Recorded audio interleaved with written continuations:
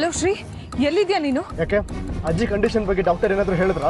ಅಜ್ಜಿ ವಿಷಯಕ್ಕಲ್ಲ ಶ್ರೀ ನಾನು ಫೋನ್ ಮಾಡಿದ್ದು. ಮತ್ತೆ ಶ್ರೀ, ನಿನಗೊಂದು ಇಂಪಾರ್ಟೆಂಟ್ ವಿಷಯ ಹೇಳಬೇಕು. ಪ್ಲೀಸ್ ನೀನು ಎಲ್ಲಿದೆಯೋ ಅಲ್ಲೇ ಕಾರ್ ನಿಲ್ಸು, ನಾನು ಅಲ್ಲಿಗೆ ಬಂದು ಹೇಳ್ತೀನಿ. ಫೋನಲ್ಲೆಲ್ಲ ಎಕ್ಸ್ಪ್ಲೇನ್ ಮಾಡೋಕ್ಕಾಗಲ್ಲ, ನಿನಗೆ ಬಂದೆಲ್ಲ ಎಕ್ಸ್ಪ್ಲೇನ್ ಮಾಡ್ತೀನಿ ನಾನು. ಯಾರ ವಿಷಯ? ನಿಮ್ಮ ಮಾವನ ಬಗ್ಗೆನಾ? ಹೌದು, ಮಾವ ಮತ್ತೆ ಮಧುಮಿತಾ ಅವ್ರ ವಿಷಯ.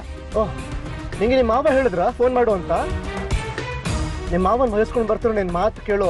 ತಾಳ್ಮೆ ಆಗಲಿ ಟೈಮ್ ಆಗಲಿ ನನಗಿಲ್ಲ. ಪ್ಲೀಸ್ ಶ್ರೀ, ನನ್ನ ಮಾತು ಕೇಳು. ಸುಮ್ಮನೆ ನಿನಗೆ ಮಾವನ ಬಗ್ಗೆ ತಪ್ಪಭಿಪ್ರಾಯ ಬರೋದು ಬೇಡ. ಶಟ್ ಅಪ್ ಜಾನು. ನಿನ್ನ ಸೋಕೊಂಡು ಮಾವನಿಂದ ಇವತ್ತು ನನ್ನ ಅಮ್ಮ ಕಣ್ಣೀರು ಹಾಕ್ತಿದ್ದಾರೆ.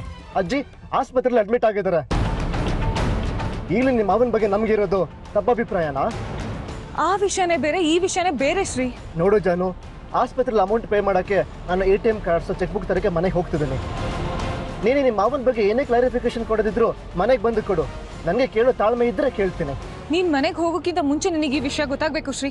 ಮಧುಮಿತಾ ಅವರು ಮನೆ ಹತ್ರನೇ ಇರ್ತಾರೆ. ಏನನ್ನು ಹೇಳಿ ನಿನ್ ತಲೆ ಕೆಡ್ಸಕ್ ಟ್ರೈ ಮಾಡ್ತಾರೆ. ಅವ್ರು ಹೇಳೋದೆಲ್ಲ ಬರೀ ಸುಳ್ಳು ಶ್ರೀ. ನೀನು ಹೇಳ್ದನ್ ಬಾರಿ ನಿಜಾನಾ? ಸುಳ್ಳು ಹೇಳೋದ್ರಲ್ಲಿ ನೀನವರು ತುಂಬಾ ಒಳ್ಳೆ ಕಾಂಪಿಟೇಷನ್ ಕೊಟ್ಟಿದ್ಯಾ. ನೋಡೋ ಜನ ನಿನ್ ಮಾತು ಕೇಳೋ ಪೇಷನ್ಸ್ ನನಗಿಲ್ಲ. ಮನೆಗೆ ಬಾ, ಮಾತಾಡೋಣ. ಹಲೋ ಶ್ರೀ, ಶ್ರೀ.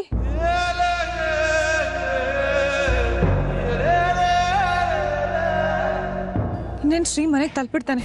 ಮಧುಮಿತಾ ಅವರು ಇಂಥ ಅವಕಾಶಕ್ಕೆ ಕಾಯ್ತಿರ್ತಾರೆ. ನಾನು ಏನಾದರೂ ಮಾಡಬೇಕು.